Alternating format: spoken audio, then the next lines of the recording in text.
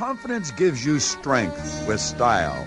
It generates a non-physical aura which captures the conscious attention of everyone in your presence. It is that something which others admire. Confidence sets up a vibration which causes others to trust your ability. It instills in them a feeling of safety when following your lead. When you are confident, you know, and you know that you know. You possess an awareness of the most beautiful truth anyone will ever learn. You are one with the infinite. You know that when you are in tune with the unseen power which is in every molecule of your being, you will always solve whatever problem you may be facing, because this power is far greater than any condition or circumstance you could ever be confronted with. I could go on to the end of this message voicing one wonderful truth after another when it comes to confidence. However, if you doubt yourself, if you doubt your ability, if you feel you are not able to do the job or solve your problems, what I have said will not matter. I would not be answering your most pressing question. How do I develop strength with style? How do I become confident? How do I tune in to this power? Permit me to suggest you already have confidence. You might not have it when you want it, or possibly where you want it, but you've got it. Confidence is knowing. It is an inner certainty, and absolutely nothing can change it. It wouldn't matter what happened, what anyone said or did. What you know cannot be changed regardless of how you are challenged. After the Wright brothers got their plane off the ground and made that first manned flight, do you think that another person saying you can't fly would change what they knew? Their reply would be, I know I can, I just did. They were confident because they knew. If you have the proper use of all of your limbs, you are confident that you can stand and walk across an empty room. There is no doubt in your mind about your ability to put one foot after the other and walk across an empty room. However, you may very likely have a total lack of confidence when it comes to putting one foot after the other and walking across a tightrope 50 feet above the ground. Now, you could be thinking, this is a ridiculous example. It is not ridiculous. It's a good place to start. You are confident that you can walk across an empty room. Think, really think. There was a time in your life when you did not have that confidence.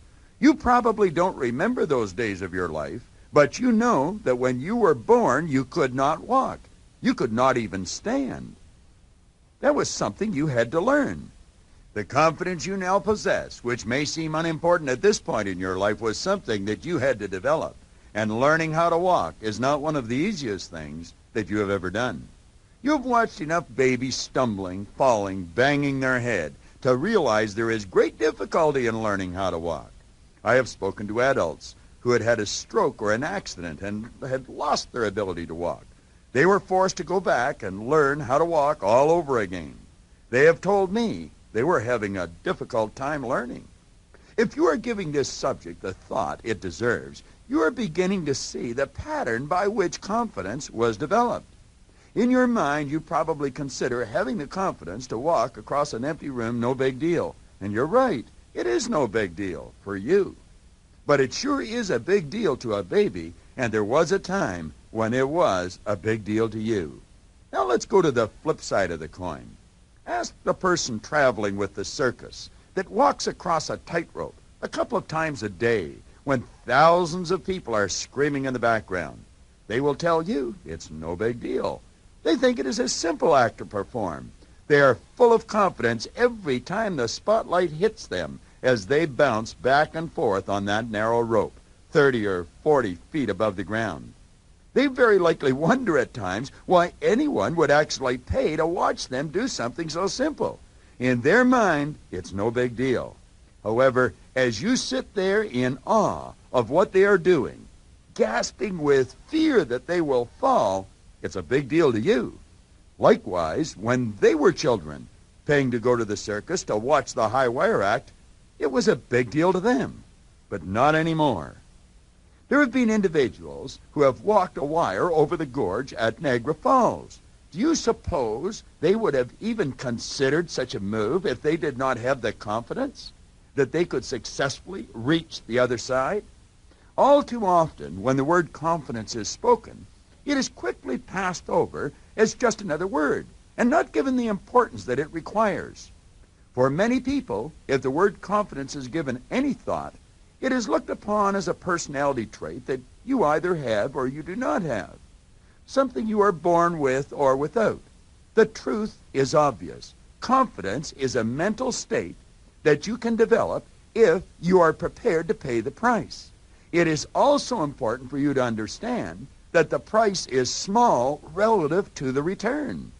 Confidence is something you cannot afford to be without if you truly desire to live a full and meaningful life.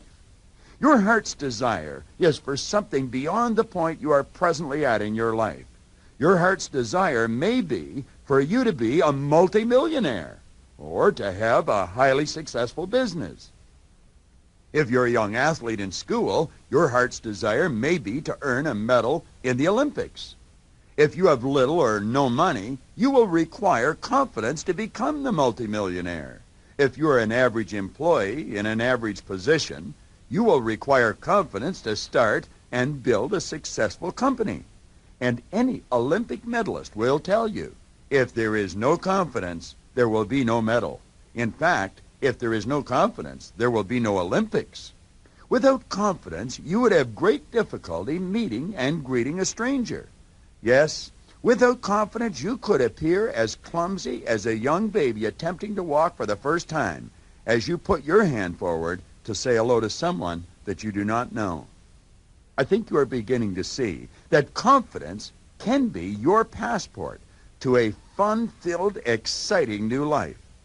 Its presence will free you to go where your heart leads you, to do what you must do. Confidence is, without question, strength with style, which is the very reason confidence is such a powerful attention grabber. If you were going to parachute out of a plane, you would most certainly want to have a lot of confidence in the parachute, its construction, the material it was made out of, how it was packed, and so on. Think clearly about what you are hearing. The more you know about the parachute, the more your confidence would either increase or decrease. Great material, well made, properly packed, etc., strong confidence. If it was weak material with tears in it, poorly constructed, and not well packed, your confidence would be weak. You may not have any confidence in the parachute at all. Your confidence in the parachute is determined by your knowledge of the parachute. This power principle is about you. The confidence we are discussing is self-confidence, your self-confidence. The more knowledge you have and understand about yourself, the greater will be your confidence. Pure, raw self-confidence is what permits you to move up and ahead in life. Self-confidence is what gives you license to have a positive attitude about your ability to become competent in any area you presently know little about. As an example, we will take a person who has always held a salaried administrative position. They suddenly develop a desire to change and take a position in sales where they are on straight commission. If they have an abundance of self-confidence, they will know that they can, with proper study and effort, become very competent salesperson. Conversely, the person who has low self-confidence would mentally entertain nothing but doubt every time the thought of selling entered their mind, and when it came to depending upon commissions as a form of compensation, fear would dominate their mind. This type of individual would be mentally paralyzed. They would be unable to make such a move. Because of a lack of self-confidence, they might spend their entire commercial career doing something they do not enjoy, all the while suppressing their heart's desire. It is this type of thinking which causes a number of illnesses. When a person is not actively pursuing their heart's desire, they must be experiencing a degree of frustration. This frustration affects every aspect of their life, right down to the relationships that they have with their loved ones. Follow through with this train of thought for a moment and see how a lack of self-confidence can affect you, what it can lead to. An unhappy, frustrated individual generally has a hair trigger on their sensitivity switch. It doesn't really matter what their mate does, it aggravates them. They would see the cause of their problem as the act which aggravates them, when in fact that is merely a symptom, not the cause of their problem at all. The cause of the problem is the lack of self-confidence, which is causing them to suppress their heart's desire, which in turn creates the frustration. If this hypothetical individual were to study the true makeup of their higher self, they would develop an abundance of self-confidence. They would step out and follow their heart's desire. The frustration would be replaced with happiness and enthusiasm, and the supersensitivity would be replaced with calmness of mind. Their self-confidence would produce a serenity which all the world is seeking. I want to suggest that you look in the mirror. What you see reflecting back from the mirror is merely an instrument you are living in and using while you experience life in this particular dimension. Your body is the physical manifestation of a movement we refer to as mind. We make numerous references to the mind and rarely do so correctly. We are forever saying my mind, his or her mind, their mind. Listening to most conversations when we speak of the mind, you would think that every person has a mind of their own, that there are thousands or millions, even billions of minds. Not so. There is one mind, just one. That may come as a surprise to you. Then again, it may not. You and I and every other person are individualized expressions of one universal mind. Your mind and the mind of Albert Einstein is the same mind. The universal mind contains all of the knowledge there is or ever will be. We are all spiritual beings. There is no one person who has more power, more knowledge, or access to greater resources than any other person. The truth is rarely in the appearance of things. What you think you are seeking and what you are actually seeking are not the same. All you will ever require for fulfillment in life is awareness. The Winner's Choice series of power principles has been designed to assist you in developing a greater awareness. By listening to this message over and over again for the entire month, your awareness will be heightened, and you will see that you are quite capable of pursuing and experiencing every desire of your heart. All things are possible for you. You are, in truth, a wonderful, individualized expression of an infinite power. Albert Einstein knew he was no greater than you or I. It is our ignorance which causes us to believe that he was greater, that he had been endowed with special power. Those who do great work have merely developed an awareness of how to do something greater than you or I may be doing. To think that they can, but you can't, is an error. Realize if they did, you can. Whatever another person has accomplished, you are capable of accomplishing. If you are a salesperson who is earning $50,000 or $100,000 a year, your heart's desire may be to double your production.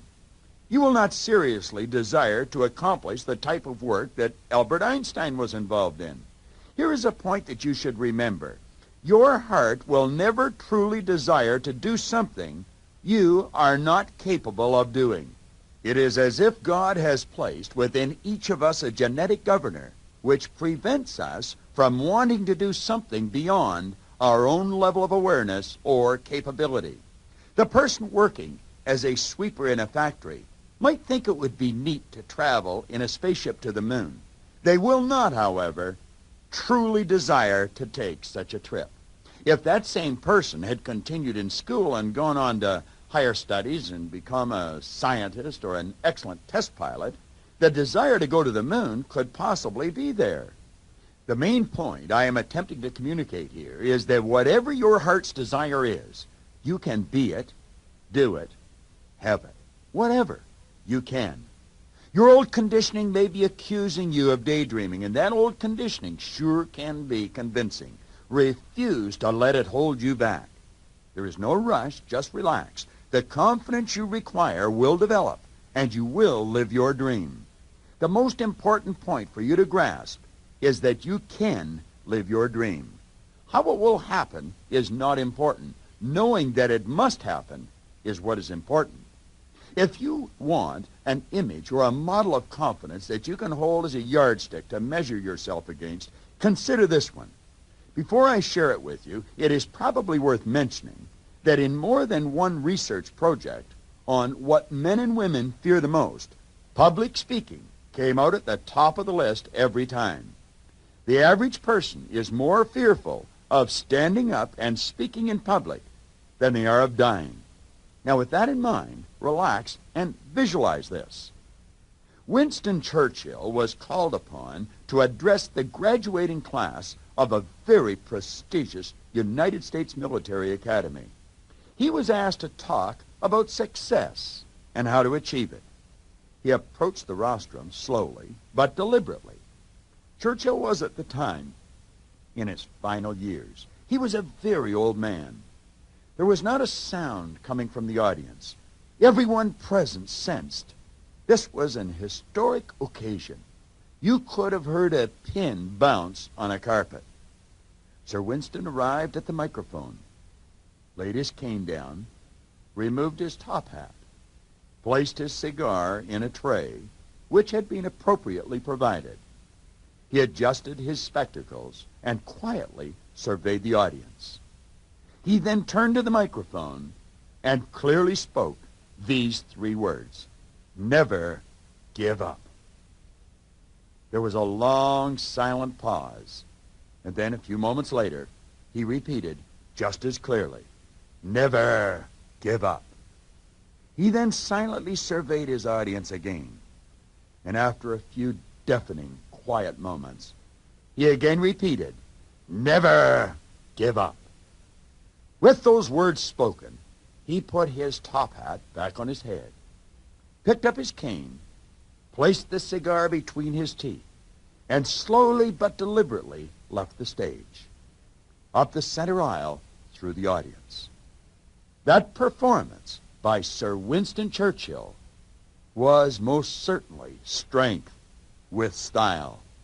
Pure and absolute confidence would be required to do what Churchill did: to speak 9 words at a commencement exercise and leave. For a person to do that, they would have to be totally at home with themselves. That is what confidence is all about, being at home with yourself in any situation. Having confidence or not having confidence has nothing to do with what is happening outside of you. Confidence is determined by what is going on inside of you. Before we leave the late Sir Winston Churchill, there is another interesting aspect of his life which I believe is relevant. It most certainly is a reflection of his confidence.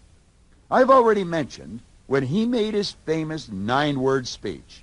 He was a very old man. Had Churchill died when he was 63, history would have forgotten him.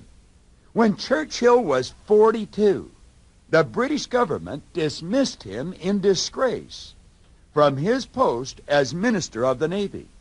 20 years later, the British people called him back to lead them against Adolf Hitler's armies in World War II. It was Churchill's confidence, how Churchill felt about Churchill, that kept him going in the face of obvious and public rejection. The public might have rejected Churchill, but Winston Churchill never rejected Winston Churchill. It was his understanding of who he was, his acceptance of himself, that kept him going. Similarly, it will be your confidence that will keep you going when your ideas are rejected. You've got to be your own best friend. You've got to learn to love yourself. Nobody pursues meaningful goals by thinking they are not good enough. You are good enough. You're better than good enough. To this point in your life, you might have permitted yourself to be a part of that large group that use a small percentage of their God-given ability. You are better than that. Step out from that large group. If you are entertaining any doubts about yourself or what you are listening to, test it. Set a couple of short-term goals. Flex that mental muscle. See yourself as the person who has strength with style. There is no one formula to follow for believing in yourself. However, I have personally found that the more you listen to the information you are receiving in this Winner's Choice series, the more you will believe in yourself, and the greater will be your self-confidence.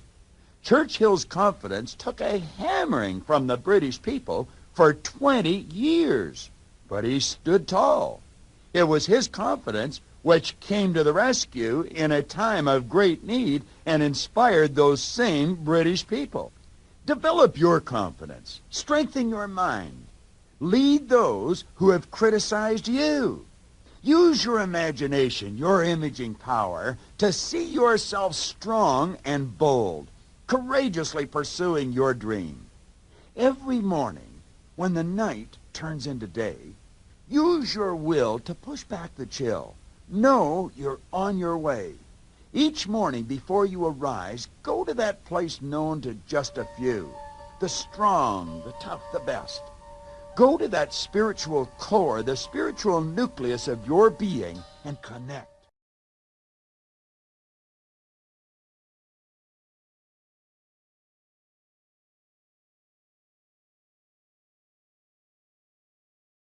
You are dynamite. The word dynamite activates an image of explosive power in our mind. The thought of self should and will activate an image of explosive power in your mind. Every time you think I am, power rushes into your mind-body. Confidence, or a feeling of confidence, prevails. This is something you let happen. Spirit is ever-present, all-powerful, all-knowing. However, Spirit will only fill your consciousness with your permission. You are a soul. When you connect with Spirit, the result is a feeling called confidence.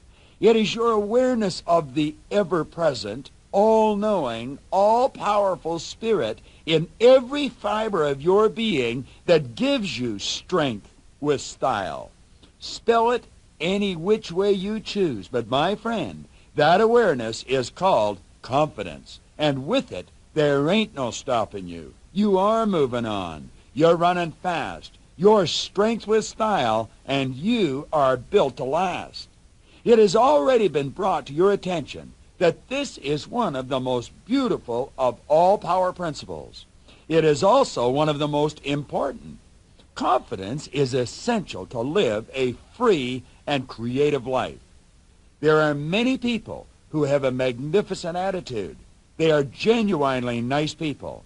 They have mastered the first power principle, which is attitude, and the second, on responsibility. They quickly admit they are responsible for their results. However, when it comes to confidence, they strike out. The world is full of nice people with no confidence. They lose, and they will keep losing year after year. You know many of these people. One individual after another will come to your mind. People who remain in dull, boring positions of employment. People who are in destructive, possibly abusive relationships and lack the confidence to walk off into a loving, free relationship. They lack the confidence to make a change. I could go on and on, but that's not necessary. There are literally millions of these nice people who lack confidence, and you very likely know dozens of them. A very high percentage of these nice people are also very intelligent. They have very impressive academic credentials, but they are losing and frequently don't know why. Some of these individuals could write or possibly recite everything I have said about confidence, but they still lose. And if you hook them up to a polygraph, you would probably find they don't even expect to win. They are not happy. Their frustration seems to be endless, and they do not know what to do. Well, we have arrived at the point in this power principle where I will explain what to do. And it makes little difference where you are on the confidence scale, whether you totally lack self-confidence or you have a respectable amount of self-confidence. These 3 steps to greater confidence will work for you. Everyone has room for improvement. Someone once said that the room for self-improvement was the largest room in the world. I agree with that. Number one, check your self-image. This is a critical part of your mental machinery when it comes to keeping your confidence humming. When you think of anything, you think in pictures. What kind of a picture comes to your mind when you think of yourself? Do you see yourself as a magnificent expression of life who, at will, can open up and permit the ever-present, all-powerful, all-knowing Spirit to flow through you? You are a creative distributor of this life-giving force. Think about that. Dwell on it. Spirit will become whatever you want it to become. Remember that the law states whatever you put out comes back. When you build the picture of your dream, see yourself as a service-oriented, happy, healthy, prosperous individual. Understand it was your creative ability which enabled you to build the picture. Your dream is spirit in an organized form, an organized non-physical form. The law of spirit now dictates that the non-physical organized form must move into a physical organized form. You built the picture. It is in your marvelous mind-body. Remember, mind and body cannot be separated. Therefore, it must move into physical form with and through you. As long as you hold the image of your dream, the image will affect your movements. It will also dictate what is attracted into your life. The next power principle on creativity will explain the creative process in greater depth. The point you want to dwell on is the idea that you can connect with the ever-present, all-knowing, all-powerful, life-giving force I refer to as spirit, and you can connect at will. When you think of yourself, do you see yourself having such awesome powers? Do you see the willingness of spirit to work with you, to work in harmony with you, building the kind of world you choose? The more you permit these ideas to move into the feeling side of your personality, the more confidence you will have.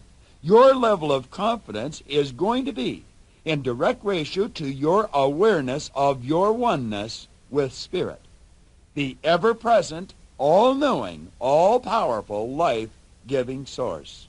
Contrary to popular belief, your confidence has very little, if anything, to do with your intellect. It has, however, everything to do with your faith.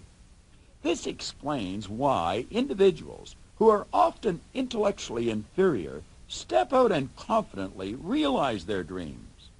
Well, another person with advanced academic credentials remains stuck, fearfully holding on to a position they detest while their dream dies in their mind. Confidence sure is special, and the first of 3 steps to greater confidence is to check your self-image. The second step is to check your strengths and weaknesses. You might take a pad and a pen and begin making a couple of lists. If you are honest with yourself, you will find the weaknesses by far outweigh the strengths. If it goes the other way, I would suggest you check the honesty aspect of this exercise. Now, this may come as a surprise, but I am going to suggest that you do the exact opposite to what most self-help programs suggest. Forget about developing your weaknesses. Instead of developing your weaknesses, I am going to suggest that you manage them and put your energy into developing your strengths.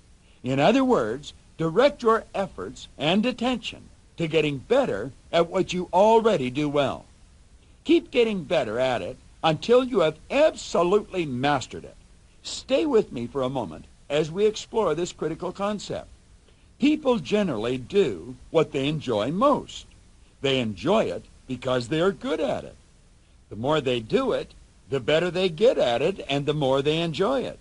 To consciously and deliberately give your energy and yourself to improving something you already do well and enjoy doing could never be considered work. It is an act of love. Now, imagine spending your life in this manner. How would you refer to that? I would say, baby, that's living. Now, how about this? Do you suppose you would approach your days and what you are doing in a confident manner? You sure would. You would reek with confidence. You will be able to say with conviction, I'm good, I know I'm good, and I know why I'm good. That is confidence. If you didn't know why you were good, it would not be confidence, it would be conceit. Now, there may be a fine line between confidence and conceit, but there is a world of difference in the behavior one causes versus the other. You know you are good, and you know why you are good because you are aware it is Spirit doing the work. You choose the image, the dream, and connect with Spirit. The connection creates the confidence. Since you are not taking credit for the work being done, Spirit is receiving the credit. Your ego is in the proper slot. You don't have to do everything. You don't have to be good at everything. You can give the areas you are not good at or weak at to someone else, someone who can do those things well. They do them well because they enjoy doing them. Your weakness is their strength. Manage your weaknesses and develop your strengths. Share your dream with them. Let it become their dream too. Then you will have strong, confident people spending their days doing what they love doing, all working on the same dream. Isn't that the way our inner voice tells us life should be? Confidence. The second step, develop your strengths and manage your weaknesses. The third and final step in this confidence-building process will bring joy to the mind of others. Train your mind to see in all people what many do not see in themselves. Begin to treat every person you come in contact with as the most important person in the world. Look at their body with a new awareness. See their body as their mind body. See every person as an expression of and an instrument of the ever-present, all-knowing, all-powerful Spirit, the life-giving source. Refuse to permit another person to influence how you see or treat them. Their speech, action, and results may clearly indicate they do not like themselves. Love them anyway. Look for what they do well, and then let them know you noticed it. Give everyone a sincere, merited compliment. Their good work is Spirit shining through them. Look for it. Remember the age-old advice. Seek, and you will find. The really beautiful part of this third step is this. The good you find in others is a reflection of the good that you see in yourself. You might possibly be wondering how this is going to increase your confidence. I want to remind you that confidence, real confidence, not the type of confidence that permits you to say you can walk across the room. Please understand that I don't mean to minimize that type of confidence, but I'm talking about that all-encompassing confidence. The kind of confidence that turns dreams, big dreams, into reality, physical reality. That is the kind of confidence I want for you. That is the kind of confidence Sam Kalanick has, enabling him to say, when the dream is big enough, the facts don't count. By looking for the Spirit in everyone, you will begin to see it. You will begin to see that Spirit is all there is. Something will happen in your marvelous mind, and bingo, you will know. And that feeling of the all-encompassing confidence will reverberate through your whole being. The third step is simple. It's fun, and it spreads joy. Look for the expression of the connection in others, and when you find it, let them know you saw it. Compliment everyone every day. I sincerely hope that you benefit from this power principle as much as I have enjoyed preparing it for you. I must also share with you that I could feel my own awareness unfold as I was writing this message on confidence, and for that I am truly grateful. I am certain this increased awareness will be evident in the next power principle on creativity. Now, before we close, let us review some of the important points in this principle on confidence. Confidence is a feeling which is created when the soul and the spirit connect. Number 2, when you feel confident, you're in harmony with the universe. Number 3, confidence gives you strength with style. Number 4, when you are confident, you know, and you know that you know. Plus, you know why you know. Number 5, confidence generates a non-physical aura which captures the conscious attention of everyone in your presence. And for that, they will admire you. Number 6, confidence sets up a vibration which causes others to trust your ability. It instills in them a feeling of safety when following your lead. Number 7, everyone has confidence. You may not have it where you want it or when you want it, but you've got it. Number 8, confidence is the feeling which comes when you know you can. Number 9, you are not born with confidence. However, anyone can develop confidence if they will pay the price. Number 10, confidence is absolutely essential if you are going to live a full, free life. Number 11, confidence will permit you to live your heart's desire. Number 12, understanding your relationship with the ever-present, all-knowing, all-powerful Spirit will give you the confidence that you can be, do, or have whatever you dream, even though you don't know how it will materialize. That confidence comes from faith in the lawful working of Spirit. 13, confidence is your passport to a fun-filled, exciting new life. Number 14, lack of or no self-confidence causes a person's life to be filled with doubt and fear. Number 15, frustration is caused by people denying their heart's desire. Number 16, your heart's desire is for greater good in your life. Number 17, there is only one universal mind. All people are an expression of one infinite power. Your mind and Albert Einstein's mind is the same mind. 18, the only difference in people is in appearance and results. We all have the same potential. Number 19, you will never seriously want to be, do, or have anything beyond your capabilities. Number 20, Churchill's demonstration of confidence provides a great model to emulate. Number 21, confident people never permit failures to reverse their growth patterns, nor do they permit other people's criticism to affect them. Number 22, confidence is feeling at home with yourself regardless.